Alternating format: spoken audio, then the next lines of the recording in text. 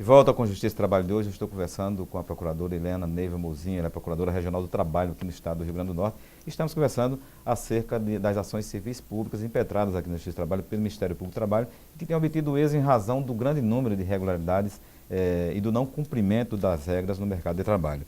Doutora Helena, eu lhe perguntei anteriormente sobre dois casos bem emblemáticos, né, que um deles foi o caso do registro irregular de jornada, que foi o caso da Gerdau, que foi condenado a 3,7 milhões. E também o da Riachuelo, que fazia alguns procedimentos, digamos, fora, né, ou ditos ilegais, né, que mandava subtrair até do salário dos trabalhadores lá alguns descontos que os trabalhadores compravam na própria empresa.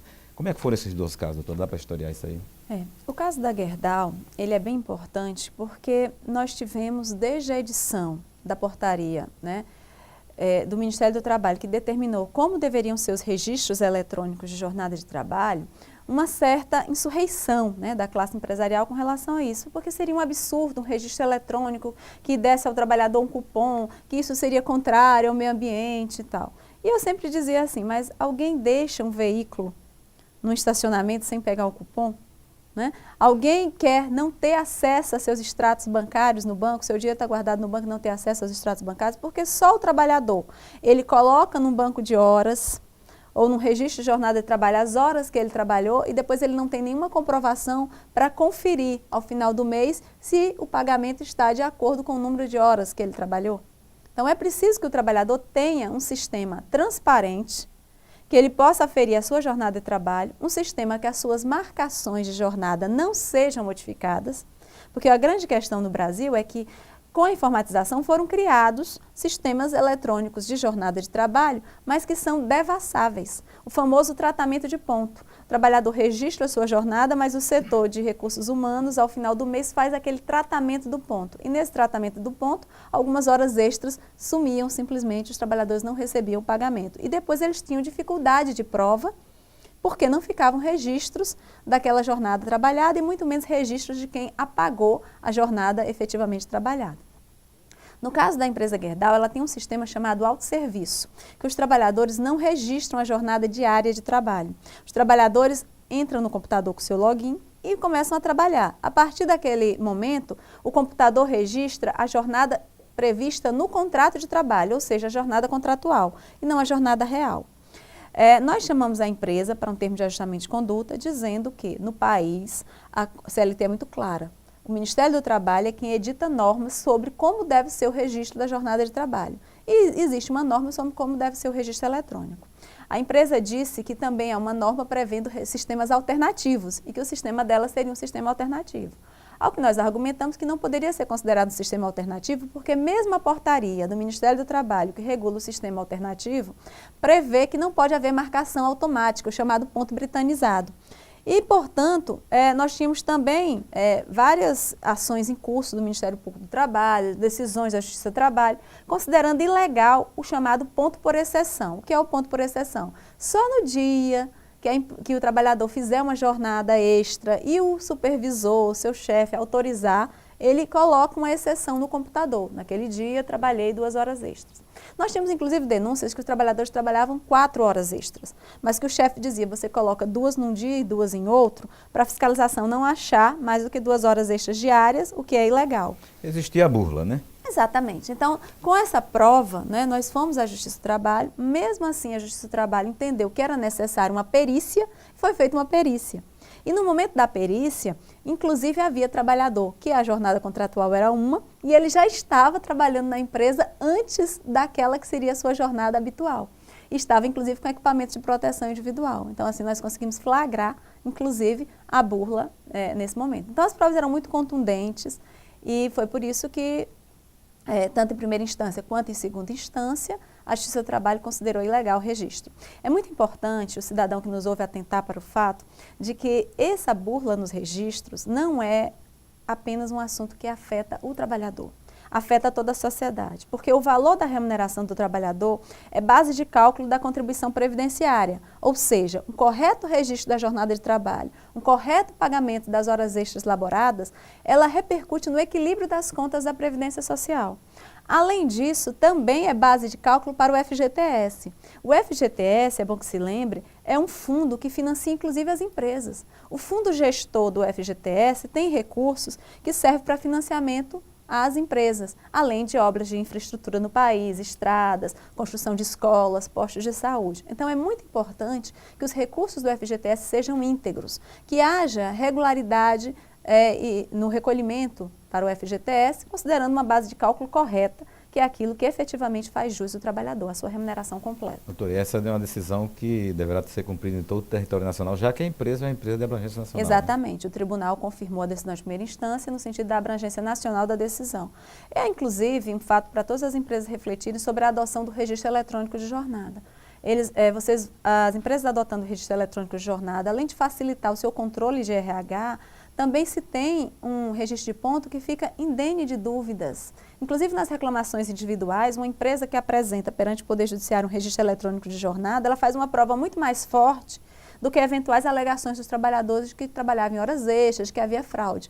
Quando uma empresa vem à Justiça do Trabalho e apresenta, por exemplo, um registro manual britanizado, um registro manual com rasura, é claro que esse não é um bom meio de prova para elidir a afirmação do trabalhador de que labora em hora extra. Mas quando as empresas passarem a via Justiça do Trabalho com registros eletrônicos de jornada, indevassáveis, certificados, aprovados pelo Ministério do Trabalho, então, com certeza, o êxito da defesa das empresas será muito maior. Então, eu acho que essa é uma questão para se refletir. Né? E aí não se fala de uma empresa que tem 4, 5 empregados, mas uma empresa que tem mais de 20 mil trabalhadores no Brasil. Exatamente. Né? Ou seja, se cada trabalhador por dia tiver 2 horas extras subtraídas, são quantas horas, né? Exatamente. E quanto se deixa de recolher para o FGTS da contribuição previdenciária?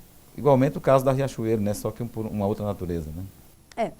Sempre houve uma preocupação muito grande, né? Isso está expresso na lei, de haver uma proteção ao salário. O salário do trabalhador ele não pode ser objeto de descontos de toda a ordem. Tanto que o TST vem regulando no sentido de que descontos para plano de saúde, descontos para seguro de vida, são descontos lícitos, né? Mas descontos, por exemplo, para o próprio empregador vender o produto e o trabalhador pagar com seu salário, não. Por exemplo, o sistema de barracão do trabalho escravo, né? O que é que nós vemos na situação do trabalho escravo? Trabalhadores são colocados para trabalhar em locais ermos. Nesses locais, o próprio empregador é quem vende o arroz, o feijão, os gêneros alimentícios para um preço superior. E ao final do mês, quando o trabalhador vai receber o seu salário, faz-se o desconto daqueles valores adquiridos e não há nada. Né? No sistema das lojas Riachuelo, o trabalhador compra gêneros, né, que passa por estar dentro ali da loja, achar que necessita muito daqueles gêneros, tem o apelo do consumo, ele compra aqueles gêneros e depois é descontado do seu salário. Mas o que a Justiça do Trabalho ainda achou mais grave nesse caso é que eram descontadas dívidas anteriores ao início do contrato de trabalho. Então o trabalhador era admitido na empresa e a empresa fazia o cruzamento entre o cartão de crédito, os clientes do cartão de crédito Riachuelo, com o CPF dos seus empregados. Então ela sabia exatamente que aqueles clientes do cartão Riachuelo eram também empregados das lojas Riachuelo. Fazendo esse por quê? Porque fazia esse cruzamento CPF, o que não é possível fazer esse cruzamento pelo simples fato de que as instituições que administram cartões de crédito, assim como os bancos, elas têm que preservar o sigilo dos dados dos seus clientes. Então, isso foi um aspecto que, como refugia a competência da Justiça do Trabalho, nós mandamos para apuração na Polícia Federal. Então, esse cruzamento, realmente, ele não poderia ter sido feito e, ao fazê-lo, ela descobria que aquele trabalhador recém-admitido já era, antes de ingressar na empresa, devedor do cartão de crédito Riachuelo. E fazia o desconto no primeiro mês. De forma que nós detectamos casos em que chegou-se a se zerar o salário do trabalhador. Ou seja, o trabalhador não ia receber nada no mês, porque tudo que ele ganhou serviria para pagar, para um autopagamento, né, feito pela empresa que detinha a folha de pagamento, do cartão de crédito Riachuelo. Quando esses trabalhadores iam reclamar na empresa, a empresa dizia, então, vamos fazer um parcelamento da dívida. E aí fazia o parcelamento da dívida. Mas nós também colocamos na petição inicial que sempre que se faz, por exemplo, um empréstimo consignado, que tem certeza que o pagamento vai ser recolhido em folha, os juros, né, as condições são muito mais baixas, né? Então, no caso também nós mostramos na petição que apesar dos trabalhadores fazerem o parcelamento, eles não obtinham nenhuma vantagem em relação a outros clientes, muito embora a certeza do pagamento para a empresa fosse total porque ela descontava da própria folha. Esse desconto não está entre aqueles que a CLT permite, nem que a súmula do TST permite, que seria de seguro de vida e de plano de saúde. É um desconto que se aproxima mais dessa questão que eu lhe contei inicialmente do barracão do próprio empregador vender os gêneros, né? Então, por isso foi considerada ilícita e determinada a exclusão da cláusula do contrato de trabalho. Nesse caso, e também em outro caso das lojas americanas, que também foi julgado pelo tribunal, nós temos sempre pedido a exclusão da cláusula contratual. Porque o fato da empresa incluir no contrato de trabalho gera para o próprio trabalhador a ideia de que aquilo ali é legal, que está incluído no contrato de trabalho, então ele nem procura o seu sindicato para reclamar, ele nem procura o Ministério Público, ele nem vai acionar a Justiça do Trabalho, porque ele introjeta que se está no contrato de trabalho, aquela cláusula é lícita. Então é muito importante, nas nossas ações civis públicas, nós pedimos a exclusão das cláusulas ilícitas dos contratos de trabalho. E isso dá uma abrangência muito grande, porque os contratos de trabalho, eles são iguais em todo o território nacional. Então, na hora que a Justiça do Trabalho no Rio Grande do Norte manda excluir um contrato, uma cláusula de um contrato de trabalho, ela está beneficiando trabalhadores além das fronteiras do Rio Grande do Norte. Muito bem, doutora Helena. Infelizmente, o nosso tempo do nosso programa já está acabando, né? Nós, desde já, agradecemos, em nome até da presidência do tribunal, a sua presença aqui no nosso programa.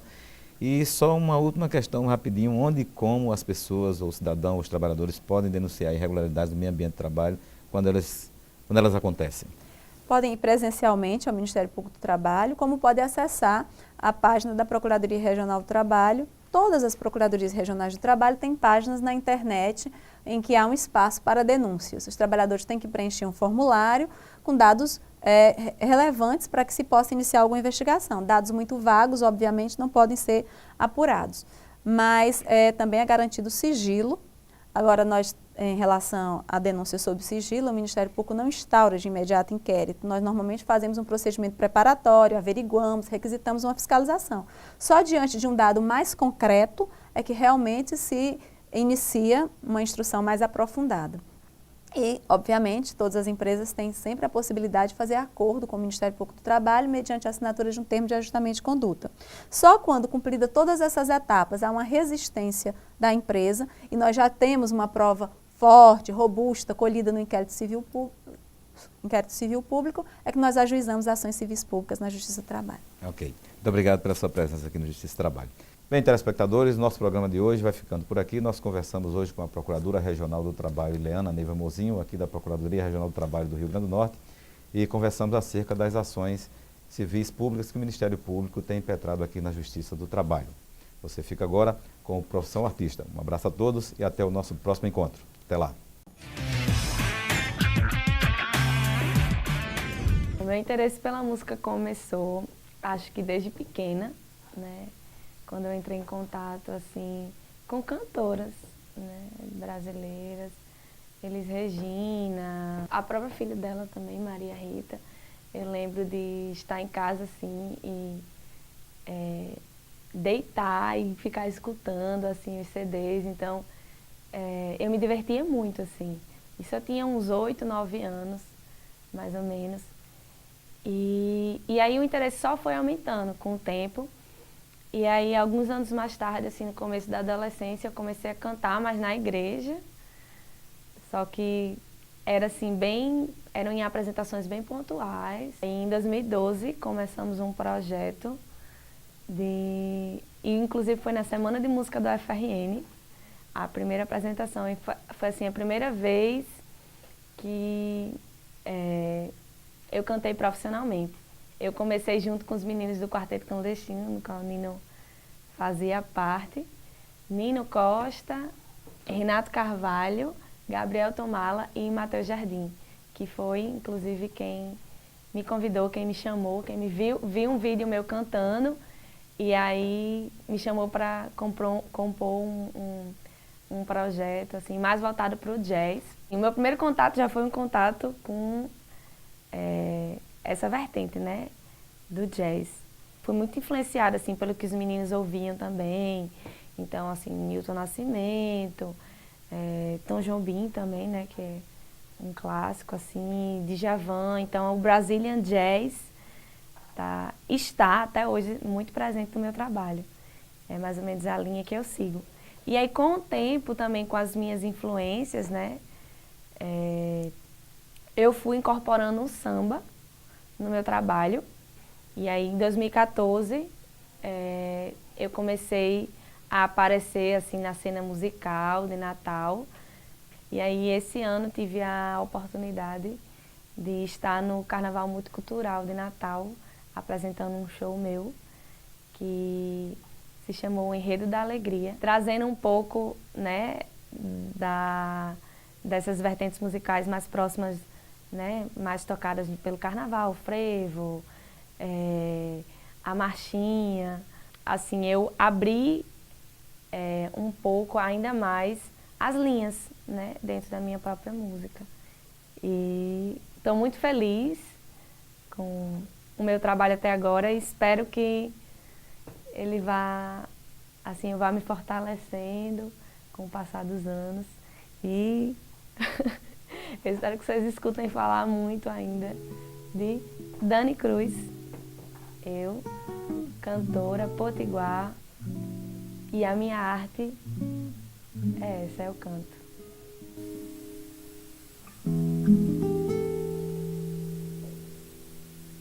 Eu fui no mar pedir a música da gente pra me levar para mais perto de você. Atravessei a beira, atravessei a rede, perto das pedras encontrei o que era seu.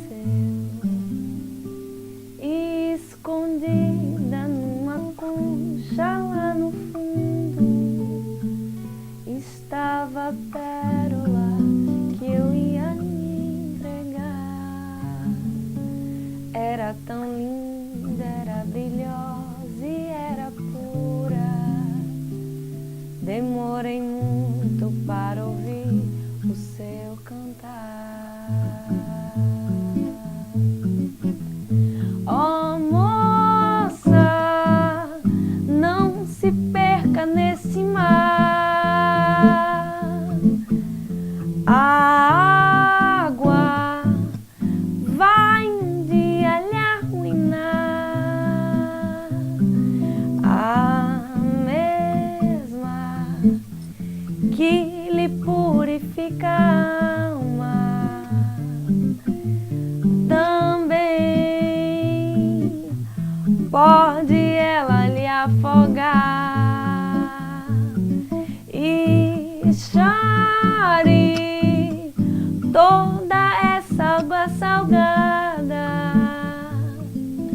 lembrando do seu canto de sereia.